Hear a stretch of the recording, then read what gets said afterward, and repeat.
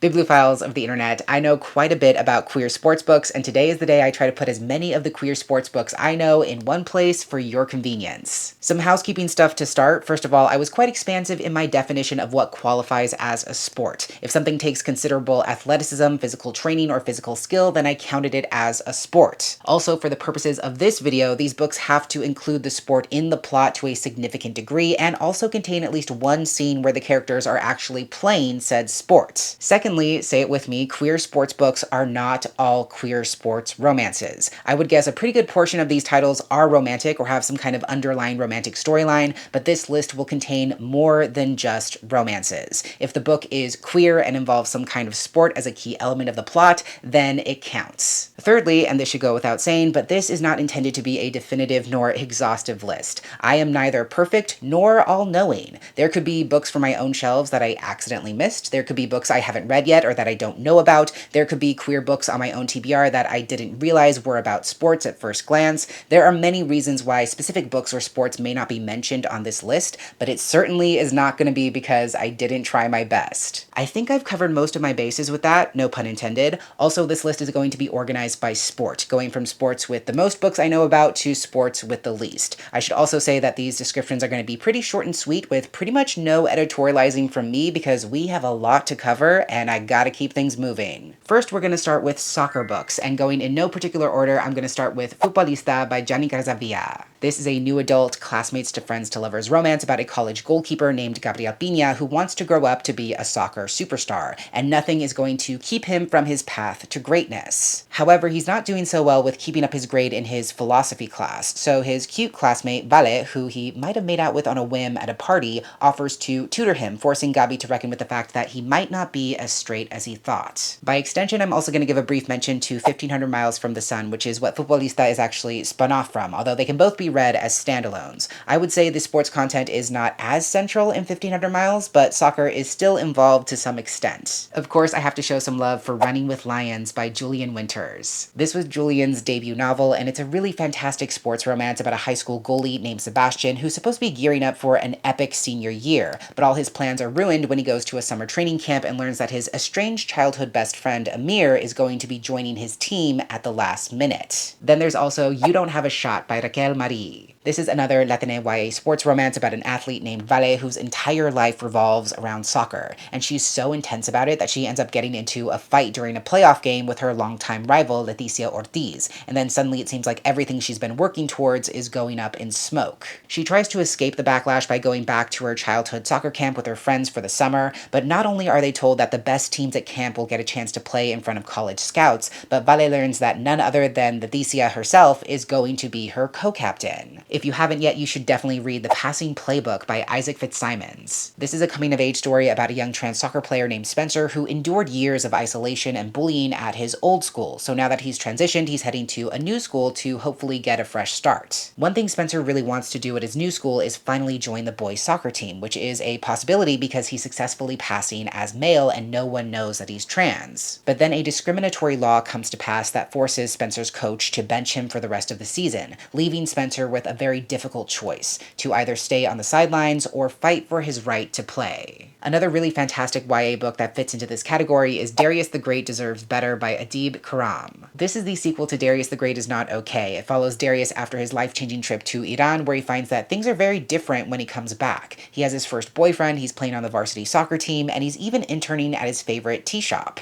So it kind of feels like things are finally falling into place for him, but of course things are never as simple as they seem, and Darius will have to figure out what his life looks like when everything he thought he ever wanted doesn't exactly go to plan. On the middle grade side of things, we have Crushing It by Aaron Becker. This is a coming-of-age story about first romance. It's about a young soccer player named Mel who is near perfect on the field and was just named captain of her team. But off the field, she's not quite as sure-footed. She doesn't have a handle on her big class presentation, her friend group seems to be falling apart, and her ex-friend turned teammate, Tori, is kind of being the absolute worst. The only place she really feels like herself is in her text conversations where she shares her secret poetry with an anonymous friend called BT to You Please, who might just be closer to her than she realizes. In terms of adult books, we have The Perfect Match by Adiba Jagadar. I believe this is Adiba's debut adult sapphic rom-com about a character named Dina who gives up her life of corporate work in London to work at her family's struggling Bangladeshi restaurant, and she somehow also gets roped into coaching a football team of disadvantaged amateur players. The other main character, Maya, was supposed to have this amazing football career, but everything went sideways and now she's living back at home with her parents, and her only respite is getting to coach her secondary school's football team, which of course means her path is destined to cross with Dina's. Another sapphic adult soccer romance would be Cleat Cute by Meryl Wilsner. This story follows Grace, who's been the star of the US women's national team for going on a decade, but just when they're gearing up for the World Cup, she's sidelined with an injury, and a bold new up-and-comer, Phoebe Matthews, is called up to take her spot. The last thing either one of them expects is to become teammates with benefits, but that's exactly what ends up happening. And as Grace continues to work her way back from her injury, the two of them will have to figure out how to work together and be together both on the field and off. Our next category is basketball, and of course I have to start with one of my absolute favorite books, A Sharp Endless Need by Mac Crane. This is a literary coming-of-age story about a star point guard named Mac, whose senior year gets off to a horrible start for two reasons. One, her father unexpectedly passes away, and two, there's a new transfer student named Liv who joins her team at the last minute. On the court, the two of them discover an electrifying, game-winning chemistry, and off the court they fall into an equally intoxicating, more than friendship that's definitely out of bounds for their small Pennsylvania town,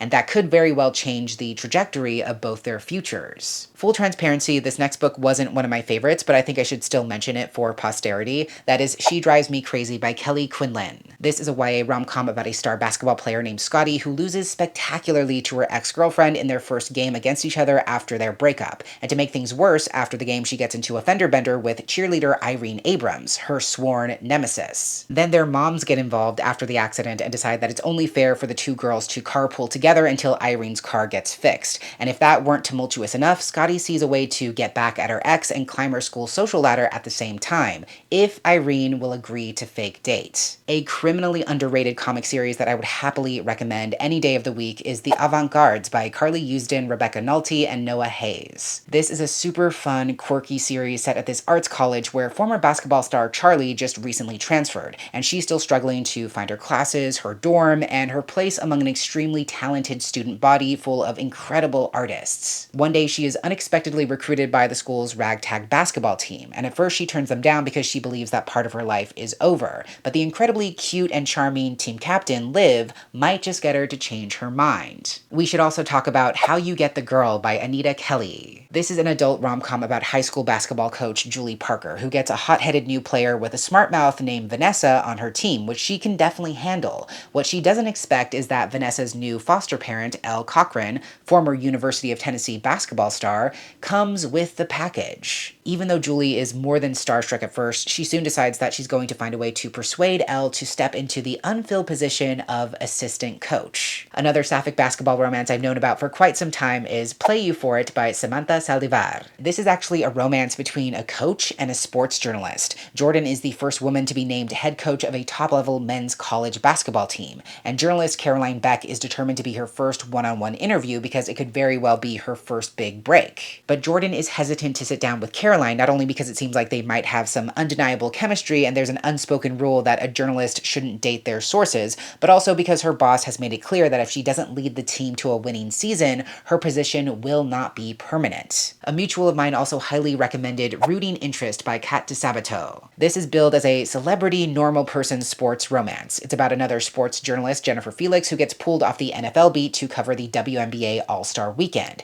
And what she doesn't expect is to find herself so infatuated with the sport, its fans, and definitely not one of its stars, Natalie, who is a definite crowd favorite and an absolute powerhouse. Lastly, for this category, I leave you with an upcoming release called Two Can Play That Game by Zakiya and Jamal, which comes out on November 17th. This is a sapphic romance between a female MC and a non-binary MC. Chelsea is someone who's never cared about sports, but she's also not about to turn down the opportunity to sit courtside at a WNBA game in New York. What she doesn't expect is the super hot basketball player who nearly collides with her while retrieving the ball during the game. The player, known as AD, is notorious for their inability to stay in a committed relationship, but after their moment with Chelsea gets some attention, their agent suggests that AD should convince Chelsea to pretend to be their girlfriend, which would turn around their image and potentially help them snag some much-needed sponsorship opportunities. And of course, once they both successfully bolster their public images, they can just happily go their separate ways, right? Now we're going to switch over to hockey, and this category includes both ice hockey and field hockey, starting with the obvious choice, which is Heated Rivalry by Rachel Reed, and by extension, the entire Game Changer series. This is the source material for the very popular TV show of the same name. It's an enemies to lovers hockey romance about two incredibly talented rookie hockey players, Shane Hollander and Ilya Rozanov, who are drafted into the Professional Hockey League at the same time. And even though they're fierce rivals on the ice, they start a sort of situationship off the ice that they have to keep a secret. There's also Icebreaker by A.L. Graziadei. This is a new adult coming-of-age story about a college freshman named Mickey who's aspiring to be a third-generation professional hockey player and whose future in the sport is all but guaranteed. The only person standing in his way is Jason Caulfield, another major contender for the #1 draft spot, and also Mickey's infuriatingly attractive and distracting teammate. Along the same lines, we of course have to include volumes 1 and 2 of Check Please by Ngozi Okazu, with the exciting caveat that there will be a new volume in this series serialized sometime in 2026. This is another new adult comic series following a college freshman known as Biddy, who is actually a former junior figure skating champion, vlogger, and hobby pastry chef. He decides to try out for the college's hockey team, which is much more intense than he realized, but he might just find his way with the help of Jack, the attractive, moody team captain. Taking a quick detour to middle grade, I of course have to recommend B. Mullins Takes a Shot by Emily Diebert. This is a really fun, heartwarming underdog story about a middle schooler named B who just wants to keep her head down and stay out of the spotlight. But when the school's gym gets damaged and PE classes get canceled, parents are encouraged to enroll their kids in some kind of after-school sport. Unluckily for B, her best friend is determined to try out for the school's first all-girls hockey team, and even though B has never once set foot on the ice, she's at least willing to give it a try, and the fact that the very cool co-captain, Gabby, is also kind of cute doesn't hurt the cause. Then there's It's a Love Skate Relationship by Carly J. Corson. I believe this is a sapphic YA romance between a hockey player and an ice skater. Charlie is a hockey superstar who blows her one chance at both winning the championship title and earning a life-changing hockey scholarship by literally missing her shot and also instigating a huge brawl on the ice. She ends up getting kicked off the team, suspended from school, and transferred to a new school where she's forced to share a training rink with an ice skater named Alexa. To make things worse, Alexa's skating partner gets injured, and Alexa's terrifying ex-Olympian mom gets involved and convinces Charlie to step in as Alexa's temporary partner, and in exchange she will use her connections to help get Charlie back in a hockey uniform and on the ice. We also have All's Fair in Love and Field Hockey by Kit Rosewater. This is following a high school field hockey star named Evelyn who's hoping to follow in her mom's footsteps by winning a national title and also winning the scholarship to her mom's alma mater that comes with it. The only thing standing in her way is Rosa Alvarez, the talented new recruit on her biggest rival's team. And after a humiliating homecoming game and follow-up prank leave the two rivals at a stalemate, they decide to strike a deal to help each other somehow overcome their respective weaknesses both on and off the field. And lastly for this category is a book that has often been recommended to me with tons of glowing praise, and that is Like Real People Do by E.L. Massey. I believe this falls once again in the new adult space. It's about a 19-year-old hockey prodigy named Alexander who happens to be the youngest ever captain in the history of the NHL. And on the ice, he's a little bit too good at playing the part of the reckless asshole, but off the ice, he's actually dealing with an anxiety disorder and a ton of pressure to carry the franchise on his shoulders. Our other main character, Elijah, is recovering from an injury that derailed his dream of becoming an Olympic ice skater. Now he's made a name for himself as a vlogger, and when he and Alex start to develop an unexpected friendship after an especially antagonistic introduction, they instantly catch the attention of the internet. Moving right along, our next category is baseball and softball, which I'm combining into one. And we're going to start with my latest obsession, the Unwritten Rules companion series by Katie Casey. This is a companion series of queer baseball romances. The first book is about a hard-of-hearing Jewish catcher named Zach Glasser who plays in the major leagues and is content to spend the entirety of his career in the closet. But those plans quickly change during one fateful spring training season when he's introduced to a new rookie catcher named Eugenio, and he's put in a position where he has to become Eugenio's mentor of sorts. The two of them get along together really well and realize that there's definitely a spark between them that they might want to explore. But we actually pick up the story years after that first season together when Zach and Eugenio are no longer speaking to each other and no longer on the same team, but they're unexpectedly reunited at the All-Star Classic. I would also be remiss remiss if I didn't mention one of my all-time faves, The Prospects by Katie Hoffman. This is a stellar minor league baseball romance. It's an underdog story following a character named Gene, who is the first openly gay and trans player in professional baseball, and also finally hitting his stride as a shortstop.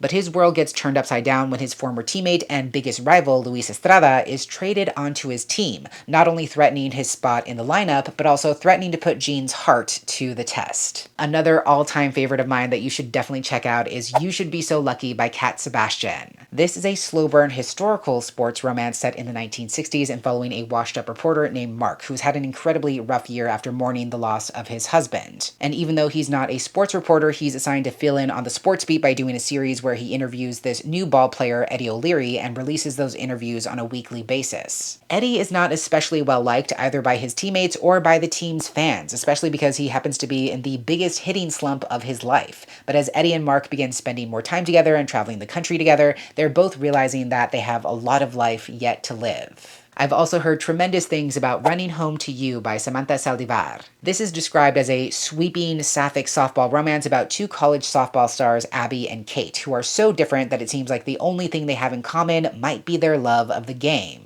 But then their coach assigns Kate to be Abby's tutor despite their differences. And as they begin to chase a national title, it's not long before the same love they have for the game grows for one another. But over the next decade, the game they love so much will keep bringing them back together and also tearing them apart over and over again, until an alumni game returns them to their college field and they'll have to decide which matters most, their love of the game or the love they share with each other. Then we have a comic series that begins with Grand Slam Romance by Ollie Hicks and Emma Osterhaus. This is billed as equal parts romance, softball, and magical girl drama. It follows best friends Mickey Monsoon and Astra Maxima, who seem like they might be falling for each other. That is, until Astra unceremoniously dumps Mickey to become a softball superstar at a private school in Switzerland. Years later, Mickey is the hotshot pitcher for the Bell City Broads, and their team is on a massive winning streak. But Mickey is thrown off their game when Astra shows up to catch for her team's biggest rival, the Gaiety Gals. And not only that, but she might want to pick up where they left off as if she never even broke Mickey's heart. Lastly, for this category, we have Playing for Keeps by Jennifer Dugan. This is a sapphic YA baseball romance between a pitcher and a student umpire. June is the star pitcher of her elite club baseball team who has no doubt that she's going to be recruited at the college level just like she and her parents have always planned.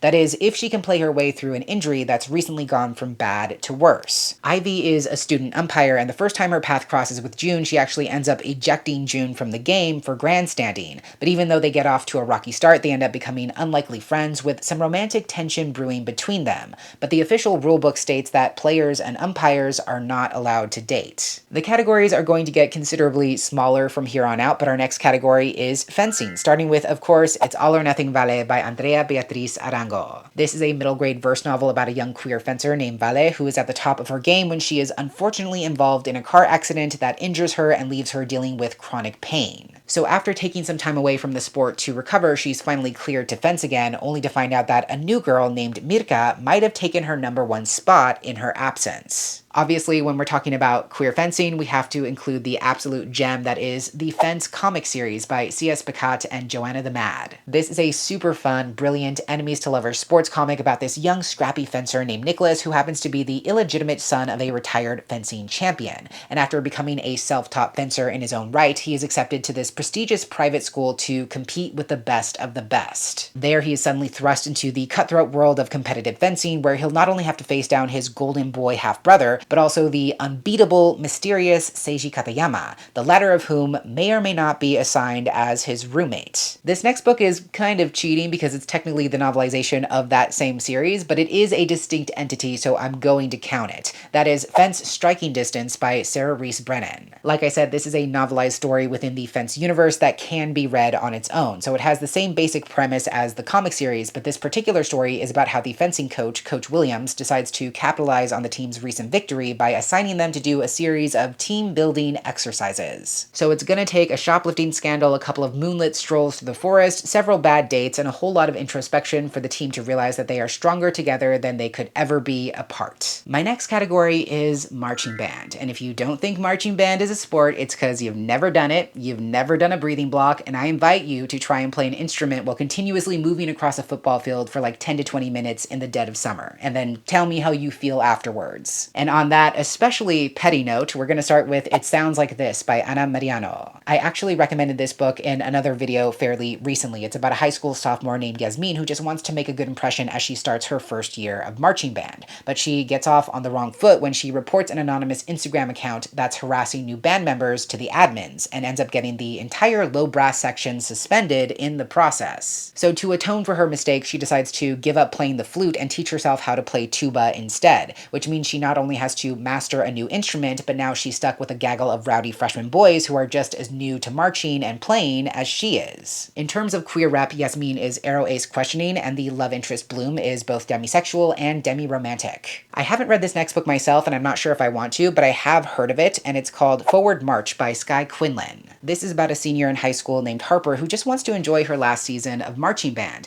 but then the drumline section leader Margot tries to publicly reject her out of nowhere one day after practice. Turns out someone's been pretending to be Harper on some kind of dating app, and that person was catfishing Margot for months. But now Margot is determined to get to know the real Harper. But Harper's mom is deeply homophobic, and her dad is also running for president on the Republican ticket. So neither of them are especially enthused about this new, very queer friendship. And as the election draws closer, Harper feels pressured to figure out whether she likes girls, whether she might be asexual, and whether it's even worth it to come out in the first place. I do want to give an honorable mention to Beating Heart Baby by Leo Min, because at least in the first half of the story, the two main characters meet when one of them transfers schools and joins the marching band. But I would say that's not really the driving force behind the story, which is why I'm hesitant to include it here. But it is queer, and it does involve marching band, at least to some extent. Our next category is swimming, and I'm going to start off with a weird, queer, disturbing little book called Chlorine by Jade Song. This is a dark, twisted piece of fiction about a young athlete named Ren whose entire life revolves around the pool. She knows if she can swim well enough, she can get scouted, get a scholarship, go to a prestigious school, and make something of her life. But she becomes so obsessed with the water that she becomes convinced that she's actually a mermaid trapped in a human body, and she becomes desperate to somehow return to what she sees as her rightful form, no matter what it takes. On a very different note, I also highly recommend Obie is Man Enough by Skylar Baylor. This is a middle grade story about a young trans swimmer named Obie who always knew his transition would make waves. He ends up having to leave behind his team and his best friend so he can start competing on the boys' team, which is a really big change. But he's ready to prove that he is one of the fastest boys in the water to his new coach, his bullies, his critics, and his biggest competition, himself. I should also mention Man o' War by Corey McCarthy. This is a deeply emotional YA coming-of-age story about an Arab-American trans swimmer known as River, who's grown up just down the street from an infamous marine life theme park known as Sea Planet that's very slowly going out of business. And they get a major wake-up call when they're visiting the park on an annual field trip, and a chance encounter with an actual happy, healthy queer person shocks them so much that it literally lands them in the shark tank. And it's that close encounter with death that causes them to seriously reevaluate their life.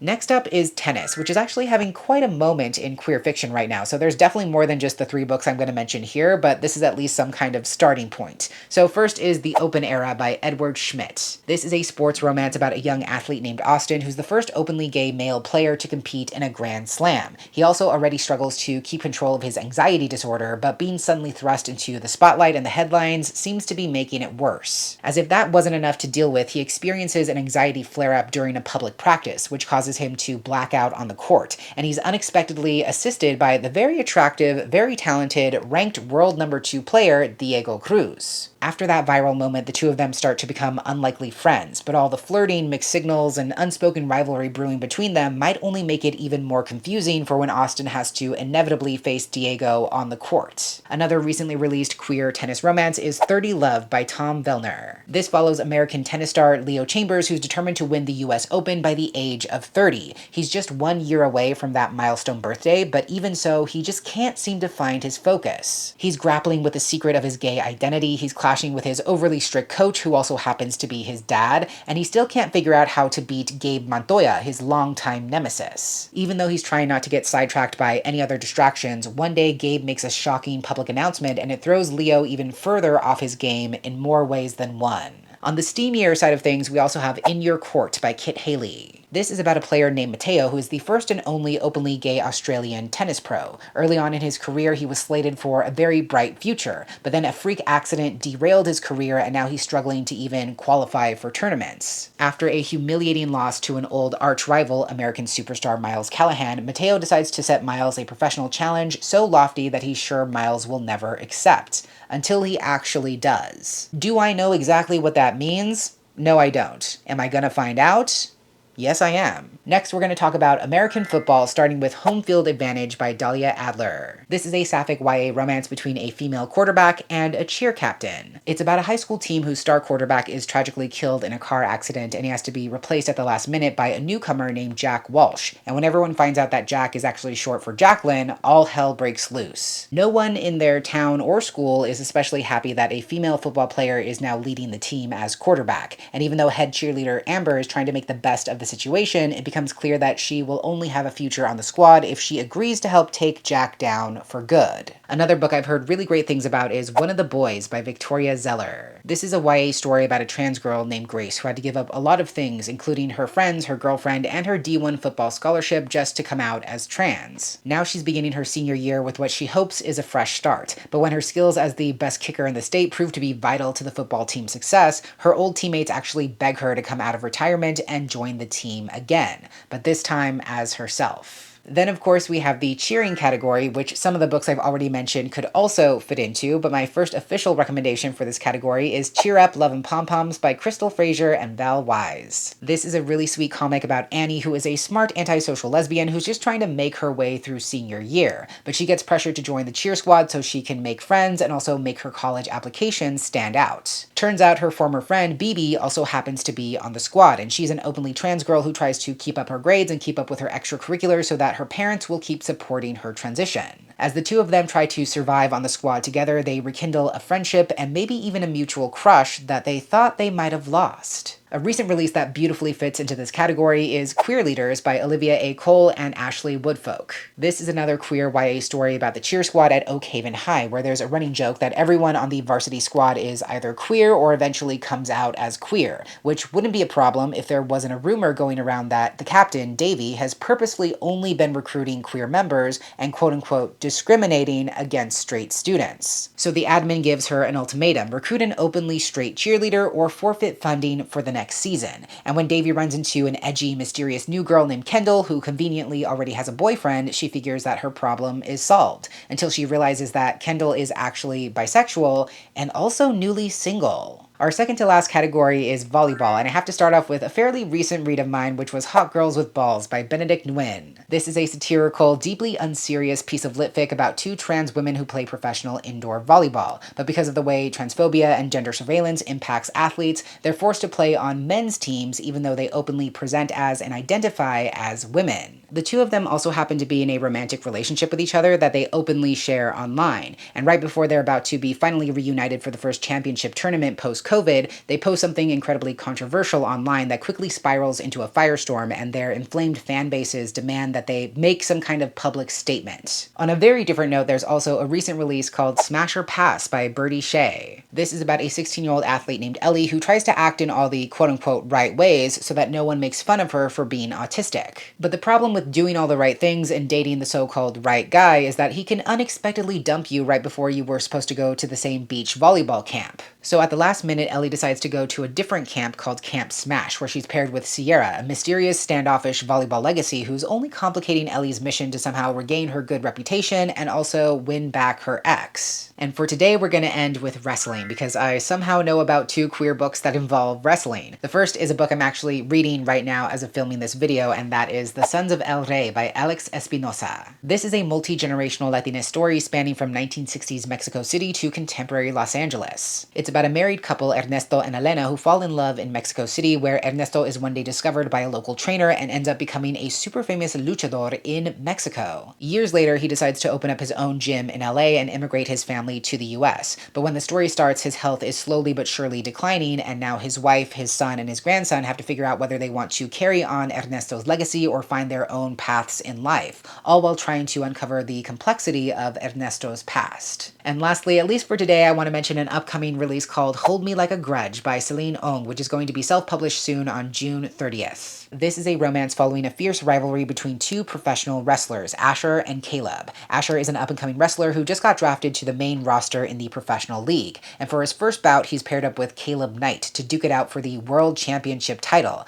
but he's hell-bent on making Caleb's life a living hell in the run-up to their fight. But as the two of them continuously face off together, trade barbs and blows across arenas, they're surprised to find that their chemistry in the ring is so electric that surely it can't just be for show. But even as they gradually warm up to each other and decide they want to explore that connection, the wrestling league refuses to let them be seen as anything but bitter rivals, both in and out of the ring. So there you have it. That is a plethora, nay, may I say an embarrassment of queer sports books for you to explore, enjoy, and check out. Again, this was never intended to be an exhaustive list, but I hope it's a good jumping off point. And of course, if you have any other suggestions for titles or sports that I might have missed, please head down to the comments and share with the rest of the class. Thank you so much for watching. I really hope you enjoyed. And until next time, educate yourself, be kind to yourself, take care of yourself and others, and I will catch you on the flip side of the page.